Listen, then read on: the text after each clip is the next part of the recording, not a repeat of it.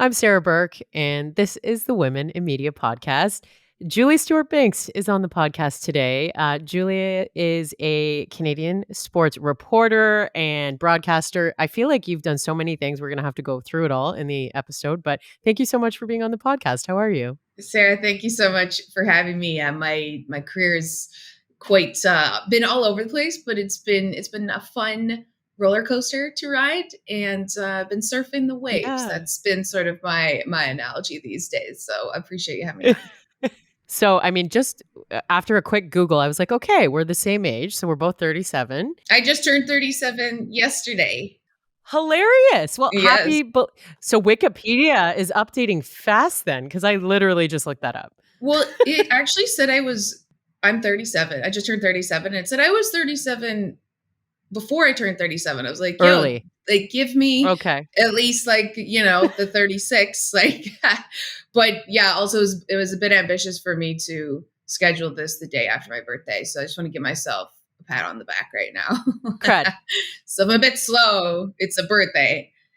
Well, why don't we start there? I mean, I just turned 37 in March, so we are pretty close in that way. And I feel like the things I'm proud of, have completely changed. The things I care about have completely changed. So what kind of emotions does the birthday bring up? Especially you live a lot of your life in the public profile.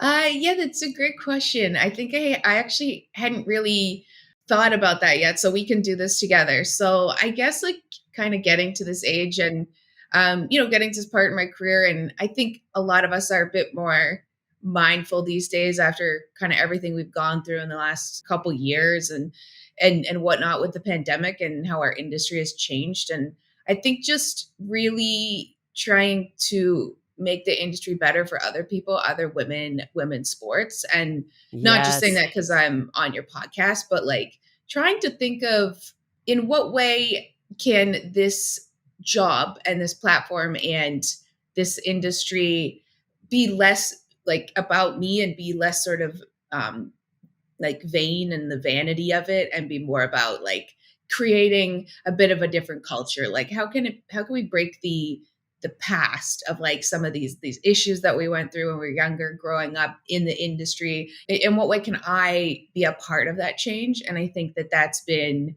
with elevating other women, having them on my show, putting in good words for them, just little, even micro feminism type things in how you talk about people, all that kind of stuff. Cause it's just what kind of impact do I want to have on this industry? It's not, if it's just about me, I say that as I had just been on a private jet yesterday and I put a picture on Instagram of myself up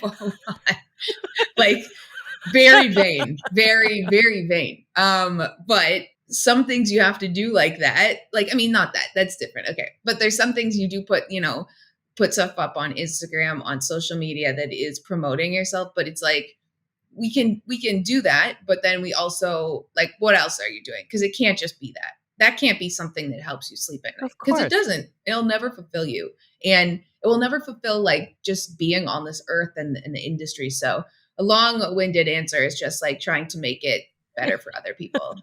I love it. I dig it. So, I mean, we are just off of Game 5 of the Toronto Maple Leafs. I'm based in Toronto. Did you get your start in Toronto in the industry? Yeah. I mean, that's also, I guess, kind of I did it at university, getting reps and stuff, and did OHL all around Ontario. Oh, yeah. It's when did it start? I don't know. I always think of it as my first professional job, which was in Winnipeg then, I guess. Actually, no, I did work at Hockey Night in Canada as a shot lister. I'm I can't even remember my own start. But yeah, okay, Toronto, yes. And where'd you grow up? In Toronto. Okay. And then your first move for a gig to America. Tell me about that. Oh, I mean, it was a dream come true. It was really kind of came out of nowhere. I had been working in Regina at CTV as a late night and weekend sports anchor reporter, which I look back on very fondly as kind of very formative years of learning so much about the industry, so much in those 2 years, having to do everything. And I remember it was tough. It was really tough personally and of course professionally too, and kind of really trying to get out of Regina, right? And get on to the next step. And I remember having an intern just be like, an intern I had who told me, like, just enjoy the job right now. And you will get on to whatever else you want next or whatever goals you have and all that. I remember being like, okay, well, this intern clearly like shouldn't be an intern. Like they so I remember just like stopping trying to get to the next place and just being like, okay, I'm just really gonna lean into being here. And that's when I did a documentary on a hockey player and got an agent through his agent and went down to LA, met with a bunch of different networks that I had no business like being in these meetings. But my manager, my late manager at the time, unfortunately, he passed away in 2019, but he was like a larger than life Oh, character, John Ferreter, who just, like it was like magic. It felt like, I mean, it was opportunity meets hard work and everything like that, and luck and all these different things had to come in place where Fox Sports One was looking for people that weren't necessarily, big names attached to other networks from before. It's kind of like, which obviously I hadn't been in the States ever. No one, my life in America started like 2013 because no one would have even known I existed. It was just a dream, like to be able to go and work in Los Angeles at a new network and yeah. it like it's still to this day my friends and I who are part of that launch talk about it as like, wow, it was just really cool. And it was also a lot too, right? Like Of course, yeah. there's a lot of pressure, there's a lot more than eyeballs on you, there's a lot more people telling you how to talk, how to do this, how to do that. Whereas before it was just people phoning the station in small town Saskatchewan, right? Yeah. Not all across America, Los Angeles, like all this kind of stuff, bosses all over the place. So yeah, you really learn to, I guess, grow a thicker skin too. But also that was the next evolutionary step kind of in the industry. If like you were gonna keep getting like keep rising to the occasion. So yeah, it was really exciting. Yeah. What has been your favorite job along the way? Like, when I look at, the reason that I typed your name into Google was just to kinda see all the different places that you have been. Wikipedia just always comes up, right? Mhm. But CBS, Bet Rivers, Sportsnet New York, we're gonna talk about the Olympics on CBC this summer coming up, Barstool, ESPN, Fox Sports. Like, is there a job that you look back on where you're like, "I entered a new chapter with that gig?" Well, that I think is I entered a new chapter by moving to New York for sure, and working at Barstool and ESPN at the same time, definitely. But I would say to answer your earlier question, just my favorite job, sort of the stops, was it had to be when I was a rinkside reporter for the Anaheim Ducks when I was with Fox Sports One, but I was filling in for someone who was supposed to be doing that job but couldn't.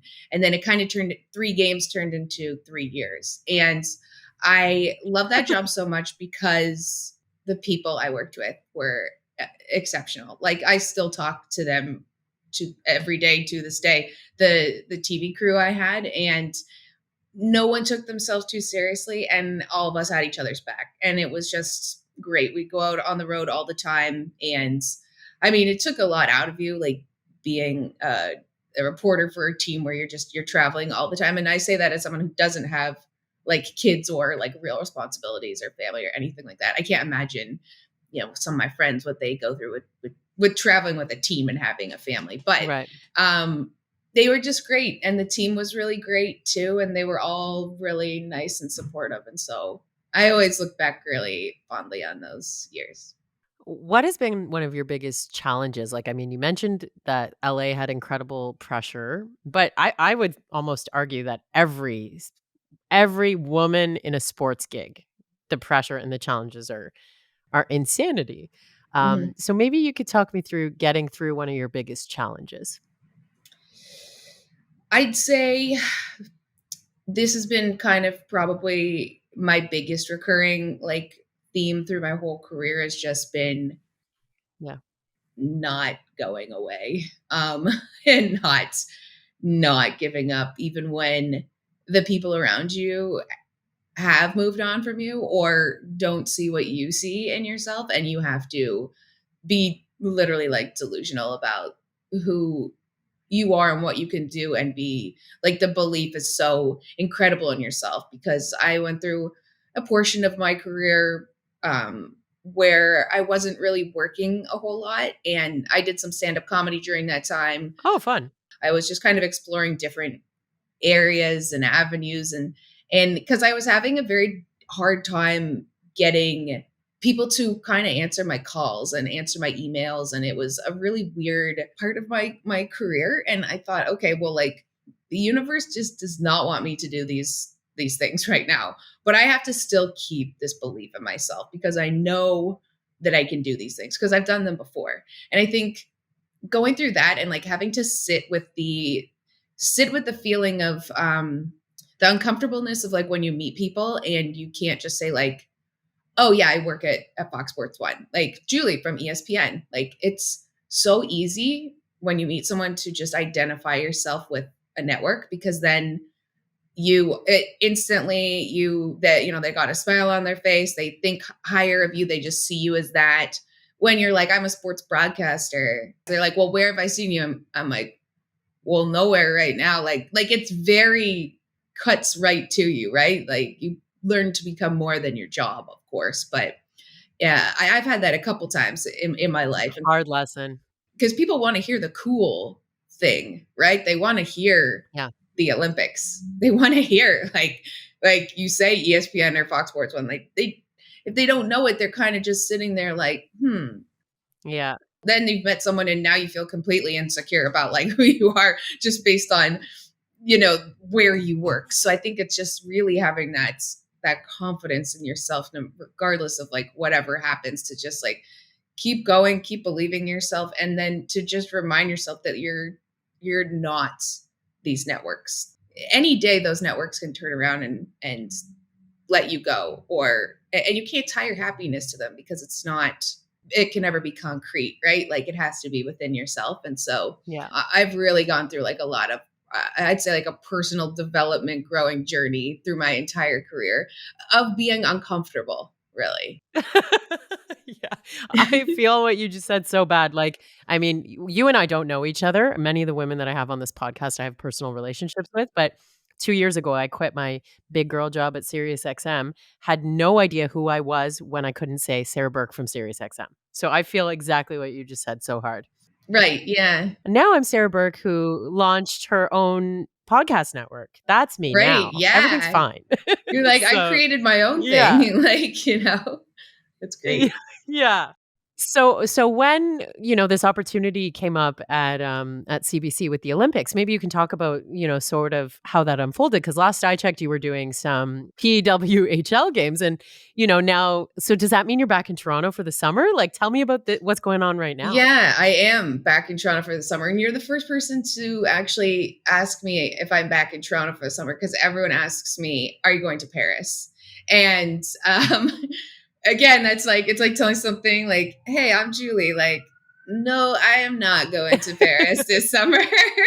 Which I guess also is Michael Scott has like a quote from when he was talking about Devil Wears Prada, where he's like, "You are not going to Paris." So my brother sent me that as like just a bit of a joke because no, I'm going to be covering the Olympics from Toronto, which I'm extremely like over the moon grateful, excited about, and kind of had like a real like pinch me feeling about it when we announced it at the beginning, I guess sort of mid-April. Was it last week? It was a couple weeks Yeah, ago. or 2 Like weeks ago, yeah. yeah, I remember I was like putting out the post and I was just boarding a flight from London and I was just like got emotional. I was like, oh my gosh, as I was writing it, I'm like, holy cow, like you're getting to work on a show with Scott Russell, who's like the face of CBC Olympics and has done so many games and like you're getting to be a part of a broadcast that you grew up watching that made you want to get into sports and be a competitive figure skater, be a competitive track athlete. Like you Yeah, get to be yeah. a part of that thing that changed, like that created kind of who you are, right? And I hadn't realized like the gravity of it until I think posting about it and like making it public in that sense because I had thought, oh, living in the States, I would try to work the NBC Olympics, which if you've seen who's on the roster, like Kelly Clarkson and Whew. Peyton Manning and Snoop Dogg. Like, I think I'm a little bit probably further down the list than those people working the Olympics.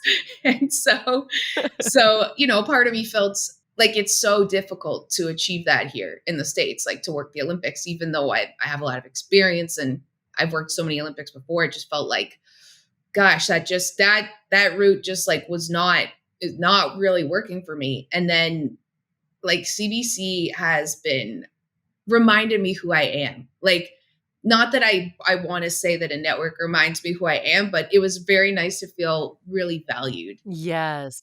People that say like, wow, all of your experiences and stops along the way are great. They're great experience. They can help us. We can all learn from it. Like you bring it with you as like who you are here. And I remember thinking like, wow, like I've thought about that for myself, but like that's something I've kind of tried to illustrate to other people or to other executives and networks. And maybe they might Yeah. not see it that way, but I was really thrilled that I felt seen by CBC. Yeah. And it's nice because I started kind of like a lot of my career with them with interning for CBC's London, England bureau and working with Adrienne Arsenault, getting her visas for countries all around the world because she was there at the time. She helped me so much. And like she went out of her way to kind of teach me how to do live hits when I was just in doing my master's. And I'll never forget like this. There was a volcano that erupted in Iceland, and then all the smoke affected like travel and stuff in the UK. And so I had to actually do like a bunch of interviews with people stranded at the airport and like Canadians and all this kind of stuff. But then she helped me. She took me into a room and she was like, "Okay, tell me what is happening with the volcano, like you're telling your mom."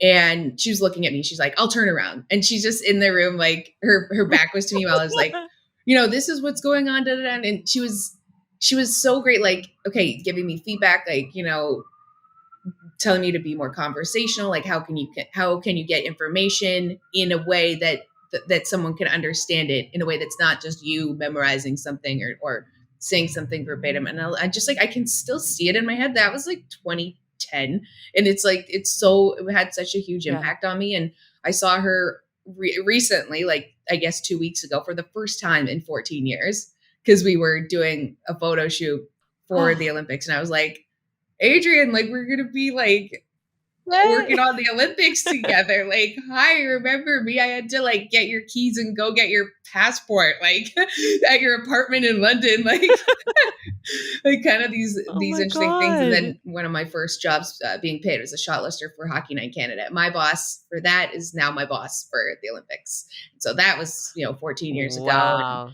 kind of nice sort of to have that full circle type of moment. Oh, yeah. It is interesting though, because Canada is very different in how they broadcast the games than the US. And that's then something I've realized now more going back to Canada, because I've become very much ingrained in kind of how the US broadcasts a lot of stuff, which is very USA, right? It's very go USA.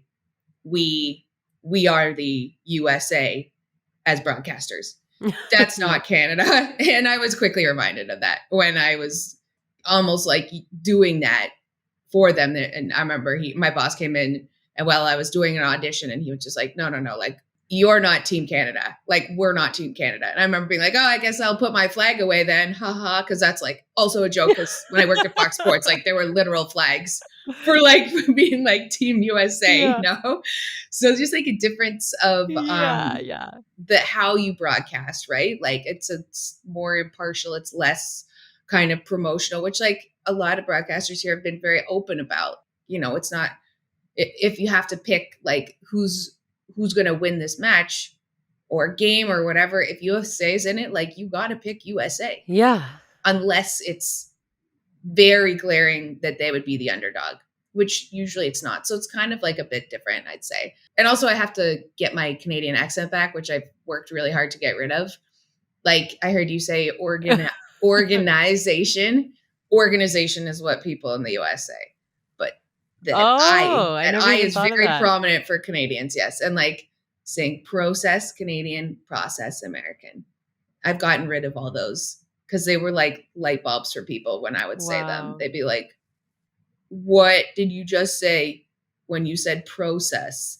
Like, Yeah. so So I wanna ask you about, because I would imagine that, like, working with Bet Rivers, like, sports betting in the US versus Canada is probably so different. What can you tell me about that? you know what? I don't know how different it is because, like, actually, I mean, there's a lot of betting. It seems like in Ontario. Like when I come back and I watch games Oh, on yeah. Sportsnet or whatever, it's like there are ads every. I All the think I time. counted 9 betting companies one time in a hockey game. I was like, wow, like that's a lot. But Bet Rivers is both US and Canadian. Like they are, what I've noticed is more people know them in Canada because there's a strong, I guess, like promotion. Dan O'Toole does a lot of commercials. And when I talk about Bet Rivers up in Canada, everyone knows it. But I think it's like a little bit different down here. But I'd say, I mean, sports gambling has taken over, and it's just something that you have to be a part of. It's like you're either in or in the way. Yeah. Like you got to know it, and you don't have to be an expert on it because none of us working in it are experts at the beginning, at the very least. Yeah. And so, you know, when I give any kind of like betting advice. I wouldn't say betting advice. Like you would say, you know, it's like, oh, the Leafs are going to score, you know, under 2.5 goals because like they haven't scored more than 2 goals in their last like 12 games, right? Like just based on like a sports stat Yeah. versus being like a betting wagering expert. And I think that that line has been really blurred because there's the proliferation of betting companies is kind of like, well, everyone can kind of play that role. But at the end of the day, like betting is so hard to succeed at. And Yeah. especially in the Yeah. playoffs, like, you know, there's just all Oh my this god. extra stuff going on. And then like there's odd illnesses that we don't, you know, I'm trying to figure out how to say something about the Leafs game 6. I'm like, I don't know what's going on with Austin Matthews really. Like, you know, or what Yeah, we're all wondering. yeah, Yeah. and then like how does that affect kind of the lines and stuff, and so yeah, it's just like there's so much other stuff involved in it, and that it's, I think, interesting. It's like, what do betting companies care more about, like how many times you're right, or like how many big bets you slam dunk on that are like, wow, that parlay was insane, you got that. It's like, Hmm. oh, you could be right by just being like, I'm gonna pick the favorites. Yeah. Like I'm going to go all chalk, and people Yeah. just see, oh, she was right all the time. It's like, yeah, well, did she win you any money? Like, no, unless you're betting like hundreds of thousands of dollars, like, you know, so that's sort of, yeah, you want to be right, but like, is that really moving the needle? So Yeah. I mean, it's interesting. I think it's something that's not going to go anywhere. I think that especially in the US, regardless of like the problems that some of that, like, you know, with the athletes and like a lot of this have had, I think if it makes people money and it makes the government money, it stays. That's Oh, simple yeah. in the States. Yeah. What does the, like, work that you do for Bet Rivers look like? Like, can you break that down? Because I don't know much about it. Oh, it's a whole like bunch of different things. Like I have a show called Off Air, which is like a podcast interview show, which we're just sort of putting, I guess, like on hiatus until after the Olympics. And then, but I've had a lot of women on there, and we were using a studio in Times Square, which is cool because I've been obviously I worked from home Awesome. the whole pandemic, which was a lot, you know, interviewing and Yeah. talking to people from like literally like right here. I'm getting like vibes back to the to doing this, which is I great. know, I'm You know, it's a sorry. nice little throwback, you know, but it's kind of a choose your own adventure in a way. We do like, we went to Vegas, we did shot like a bunch of content in December. We've, you know, sometimes they'll ask me to like put out some hockey stuff. We've shot some pilots for different shows that it's in their hands now. And then we're going to be doing some stuff this summer because they're going to be working with the Olympics in some capacity, which I'm not going to share, but like, yeah, they'll be doing some stuff with that. Yeah, yeah. So it's just very different from a traditional media company, right? Because that might have a show, a way you do things, people coming from that world entirely that is very much structured in the past and kind of like what you know and what you've been taught and all that kind of stuff. And this is just Yeah. like, well, what do you want to create and what do you want to do? And I think that's great because there's not enough creativity sometimes with various different people, companies, producers. Like people are always looking for people with Yeah. ideas. And I think it's like fun to be able to just sit and like think like, okay, like, well, what do I like? What don't I like? What are things that like, what shows do I like? What are shows that what are podcasts I like? Why do I like them? Like just kind of really digging down and deep into that kind of stuff. So yeah, Yeah, more it's creative interesting. freedom. Hmm. Yeah, cool. So I definitely want to talk about the PWHL, but I think we can't do that unless I know your like kind of sports interest growing up. Like, who was Julie growing up before she was ever in this industry, and what sports did she love? I'm pretty much very similar to what I was like growing up, except for now I just have like more makeup and more hair extensions. Um, is Sure. that Yeah. Yeah. growing up, I was a competitive figure skater, so I loved like Kurt Browning and Elvis Stoiko and like that whole era of figure Yeah. Yeah. skaters. And I was very fortunate to figure skate with Patrick Chan, who's, you know, an Ooh. Olympic medalist for Canada. And I remember like seeing him try like his first double axel. I think he just tried it and he landed it. And I was like, that guy's going to win the Olympics someday. I mean, it is Oh figure my skating god. is such a difficult sport. And you really have to be Delulu to do that. Because everyone just wants to win the Olympics, which is like quite literally impossible. The most We're all here trying unattainable to win. goal is the only Yeah. goal. Yeah, yeah, that's it. And we're all trying to do it. So like by stats, like we're not none of us really is going to do that. So anyway, but it was great because it taught me like so much discipline and dedication, and it was difficult, but it was great at the same time. And then it was also a track athlete too. That was kind of when I stopped figure skating. I just had like this weird moment one day where I had run a race and I was in the newspaper for it. Like I I think I came third or something like that. I don't know, but it was in the paper and I was like, what? Like I just ran a race and I'm in the newspaper. I've been figure skating for like 11 years and I have come last like 100 times. Like I am You're like like, "Okay." emotionally bankrupt from figure skating and but tough seeing that long name at the very end all like a lot of the times be like, okay, well, you know, or the falling, like all the crazy stuff. And I was like, I'm gonna run. I'm going to go all into tracks. Cool. And I did that and it was great. But then like at the end of the day, like again, are you gonna go to the Olympics in track and field? Like probably not. But I wish kind of at the time I had known more about like colleges in the States and understood because I had like a couple colleges come send me letters and stuff, which I was like, what does this? Like I live in Toronto. My mom's already told me I'm going to Queen's University because that's been like in our family forever.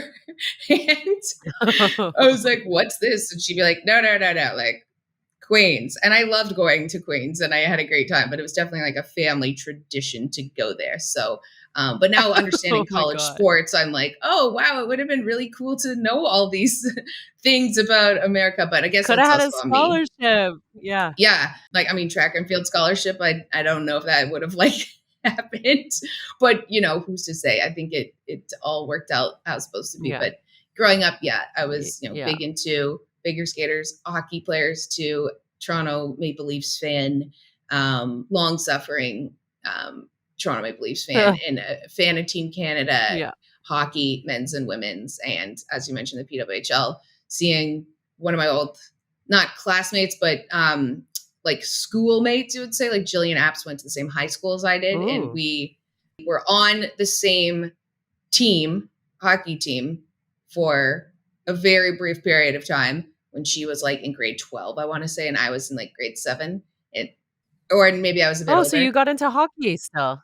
Yeah, yeah. I played You I played played? hockey after I actually during when I figure skated. I started playing. I like completely forgot. I started playing hockey when I was like 12. Um Okay. Yeah, just missed that Yeah. entirely. And yeah, I played yeah, hockey growing up on a boys team. I played it mostly on guys teams except for high school, and then except one time in LA I played on an awesome women's team. And I just kind of stopped recently because I got hit pretty hard at this men's league I play in Ooh, Chelsea Piers. And I got like a concussion but without losing consciousness. So ever since then, I've been like, did I get a conky or not? Like, I'm not sure, but like, I hit my head pretty hard. So I'm pretty sure I did. And so I've been like, yeah, like, I kind of want to be able to speak tomorrow. And some of these finance guys don't like seeing that blonde ponytail out of the helmet that I play against. And I I think that bet. I was like, yeah, like, have fun, guys. Like, we're not in the NHL, obviously. So maybe take it down a notch if you want to, yeah, be able to talk tomorrow. So yeah, I basically just kind of put it on a hiatus right now.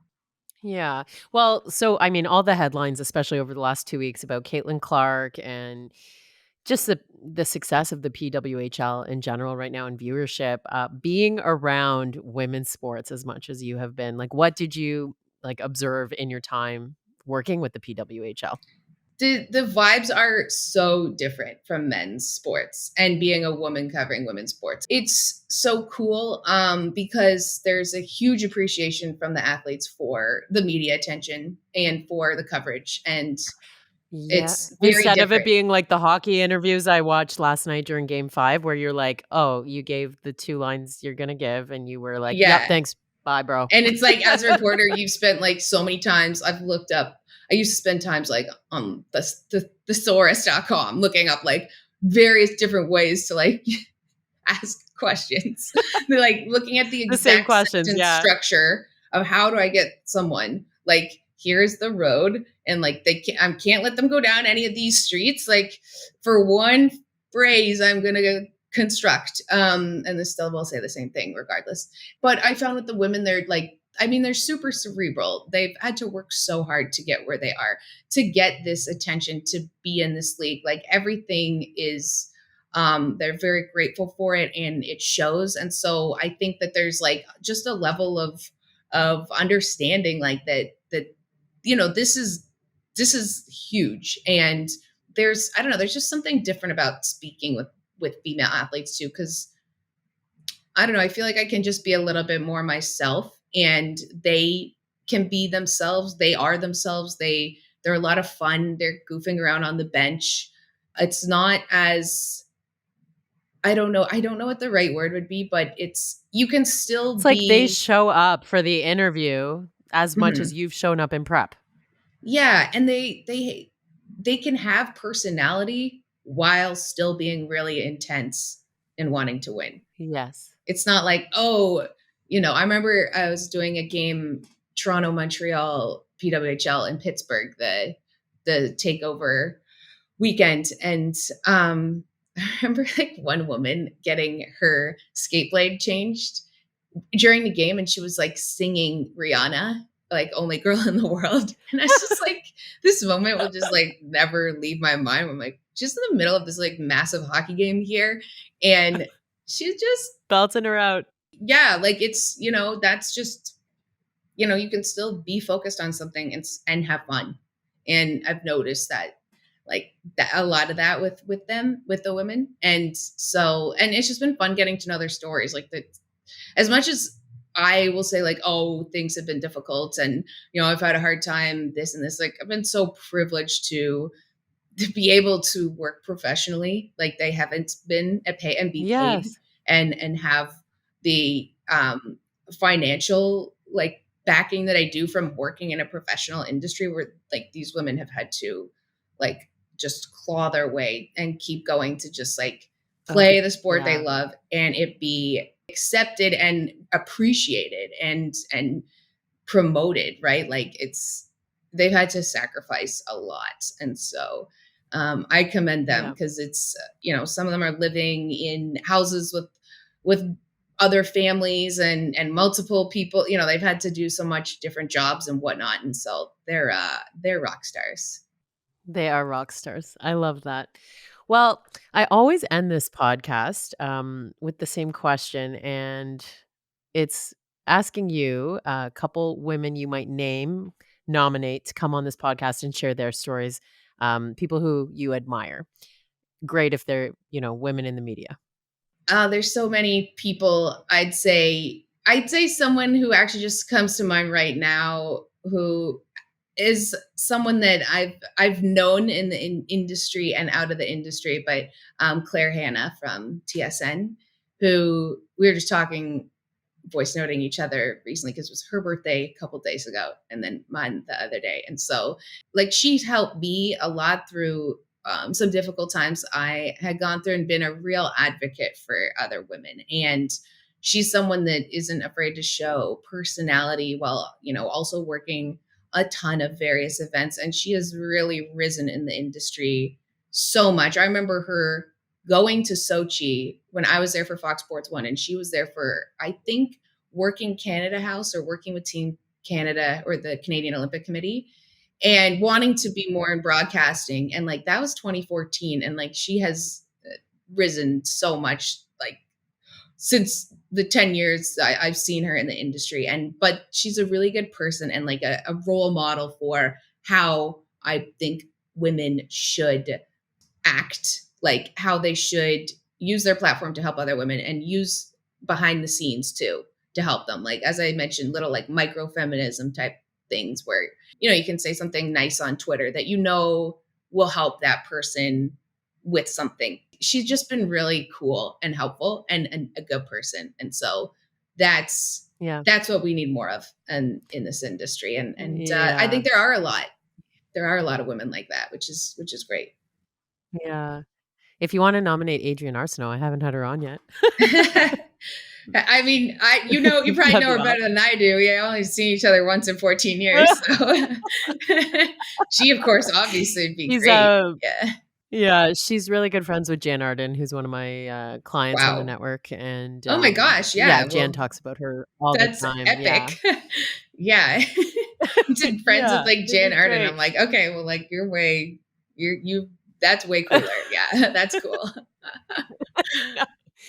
Well, it was so nice talking to you. Congrats on everything going on, and I think this industry builds some really thick skin, and I love seeing women succeed when they power through the challenges, and you have certainly done so. So, congrats on everything, and thank you for coming on the pod. Sarah, thank you so much for having me on. And I hope that other women don't have to go through what a lot of us have had to go through. I'm so glad I didn't give up and I kept going, and I'm really thankful for that. But Yeah, man, wouldn't it be great if other people didn't have to go through that?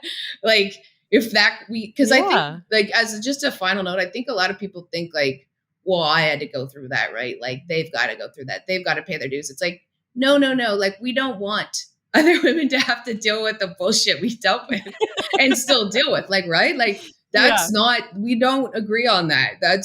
We want it to be easier yeah, for other women because that means that things are getting better. And so that's, I think, a mindset that yeah. probably my age, maybe a little older, would have to, change their way of thinking. And that's not any indictment on them or anything negative about those people. It's just the culture that we've like been a part of. Yeah. I've had so many dudes recently, like in bars, just tell me like, oh, well, women are the worst to other women. And I'm like, no, I'm like, stop. I'm like, you don't understand what culture and like The patriarchal. environments that create it. We have been actively pinned against one another for only one job. And so you cannot blame these people, women, for being competitive in those moments, being like is or was it good? Like, I've been competitive with other women before. Do I like that I was? No. Do I recognize that it was a product of also the environment I was in? Yes. And like and learning to kind of try to break that. Like, no, no, no, instead of Yeah. us looking across like at the other women, we got to look up at those dudes that are in those positions, that no one is like thinking like, oh, the main dude host of this show and that woman who's there. It's like they just look at only women's jobs. Like, women can only be against women, not women versus men. And I'm like, no, let's go up. So we all come together and we go up. But I've had this like rant Yeah. to dudes at bars recently. Like that's been my, my soapbox right now. Like, no. Gotta understand the patriarchy, guys, before you have an opinion. And then they leave being like, "Happy 37th birthday." And you're Yeah, like, "Yeah, yeah, I I told you." know. Yes. I'm like, we're changing one guy at a time to So funny. understand it. Like, Yeah. I heard your American accent there. That's hilarious. Well, oh, what did I say? I don't know, but it just It's sounded sort of really like American, molasses, whatever it like my was jaw from was like a little bit. Yeah. Yeah. But totally agree with what you just said, and you know what? Like that yeah, it makes me wanna change my language around it a little bit, so thank you for that. I fully back that. Thank you. I appreciate it. Thanks for having me on.